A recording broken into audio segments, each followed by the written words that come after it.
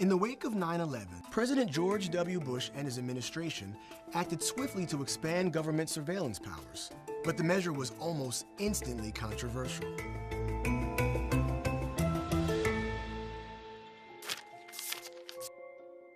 The terrorist organization Al-Qaeda coordinated 4 attacks on major U.S. landmarks. In total, 2,996 people were killed on 9/11. It was the most fatal attack on U.S. soil since Pearl Harbor. In response, President George W. Bush and his administration proposed a new law called the USA Patriot Act, or the Uniting and Strengthening America by Providing Appropriate Tools Required to Intercept and Obstruct Terrorism Act. The Patriot Act received overwhelming bipartisan support from Congress. In the Senate, the bill was passed almost unanimously, 96-1. In the House, it was passed 357 to 66. On October 25, 2001, the USA Patriot Act was signed into law without any amendments. For a bill that passed so quickly, it was very long and very dense. Few lawmakers read it in full before they voted for it.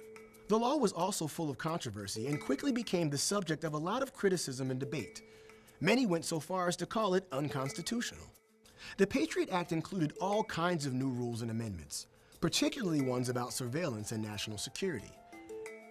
It included amendments to the Wiretap Act.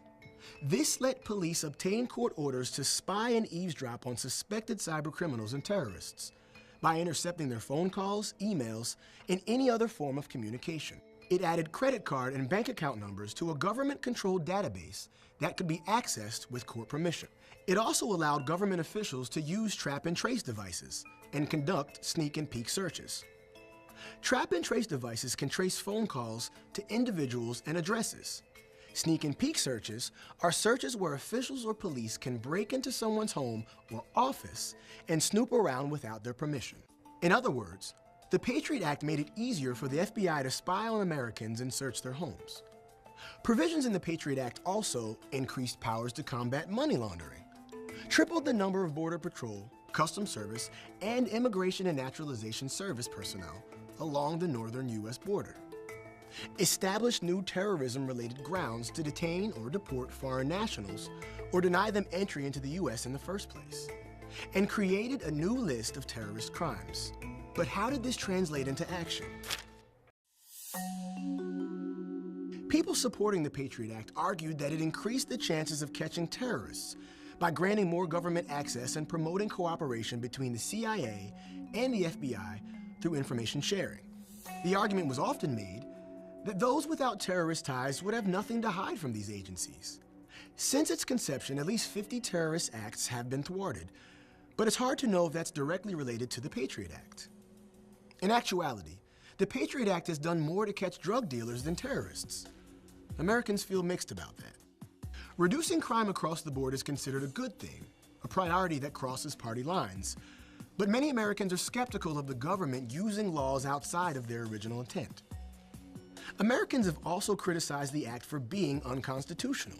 In particular, they took issue with Section 215 for violating the Fourth Amendment, the protection against unlawful searches and seizures, by permitting warrantless searches. People also questioned Section 505, which allowed the government to impose gag orders, as well as investigate people based on their speech. Many saw this as a direct violation of our First Amendment rights. Others went on to criticize the act's implicit promotion of racial profiling. The American Civil Liberties Union, or ACLU, along with several U.S. senators, took legal action against the Patriot Act. In 2004, judges struck some key provisions, ruling them unconstitutional. Over the years, some parts of the Patriot Act have expired or been struck down, while others have been renewed. Since its inception, the Patriot Act has garnered strong reactions. Supporters argue it has allowed government agencies to cooperate, made it easier to catch criminals, and prevent future terrorist attacks. Those against it see surveillance as dangerous and in violation of free speech, infringing on the Bill of Rights with unclear results when it comes to protecting people from terrorism. So the age-old question remains, can giving up constitutional rights help keep us safe? Or does it take away liberties without giving us added protection?